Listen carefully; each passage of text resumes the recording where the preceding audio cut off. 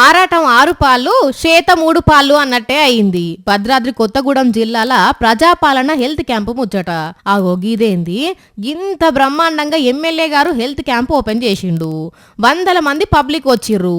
మీరేమో గీ మాట అంటున్నారు అని అంటే రిబ్బన్ కటింగ్ చేసిన ఎమ్మెల్యే ఆదినారాయణ సారే ఎట్లా షాకే ఏమన్నాడో వినరాదుండ్రి.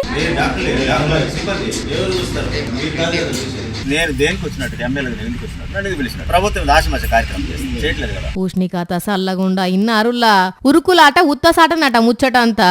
ఇంత బ్రహ్మాండంగా హెల్త్ క్యాంపు పెడితే అసలు డాక్టర్లు సిబ్బందే లేరట. పేరుకు మాత్రం ఇగో గట్టిగా ఖర్చు పెట్టి ఈ ప్రోగ్రాం పెట్టిర్రట.